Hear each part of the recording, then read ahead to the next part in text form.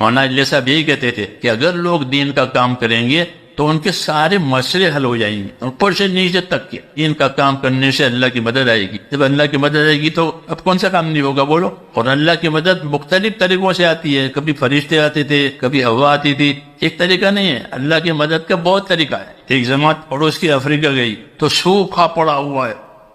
ملک پورا، اب وہ دعوت دیں، تشکیل کریں تو وہ کہیں بھوکے ہیں، پانی نہیں ہے، آپ کی بات بھی بہت صحیح ہے، سمجھ میں آتی ہے، لیکن چلنے کی طاقت نہیں ہے، سوکھا پڑا ملک، بارش نہیں ہے، آپ لوگ دعا مانگو بارش ہو جاوے۔ تو حدیثوں میں ہے کہ اللہ کے راستے میں محنت کرنے والوں کی دعائیں ایسی قبول ہوتی ہے جیسے نبیوں کی ہوتی ہے۔ جماعت کے ساتھی بھی زیادہ سیدھے سادے ہوتے ہیں، اخلاص والے، انہوں نے دعا مانگی تو بارش ہو گئی، اور پورے ملک میں ہوئی، کیونکہ ہمارا دین تو حق ہے، جو بات پہلے ہوئی تھی وہ آج بھی ہوگی، کام کرنا چاہیے۔ اسے مولانا الیاس صاحب کہتے تھے کہ میں تو ہمارے تمام مسائل کا حل اس کام میں سمجھتا ہوں، مگر میں کیسے سمجھاؤں؟ اب ان کے مکتوبات پڑھو گے تو پتہ چلے گا کہ میں کیسے سمجھاؤں کہ لوگوں کے تمام مسائل کا حل اس کام میں ہے، کہ وہ اللہ کے کام میں لگ جائیں، خود دین پر چلیں، دوسروں کو دین پر چلانے کی محنت کریں، پھر دعائیں مانگیں، دیکھنا کیسے مسئلے حل ہوتے۔ دعا سے اللہ نے بڑے بڑے کام کیے ہیں، وہ دعا طاقتور بنتی ہے دین کی محنت کرنے سے۔ جتنا ہم دین کے پابند بنیں گے اتنی ہماری دعا میں طاقت آئے گی،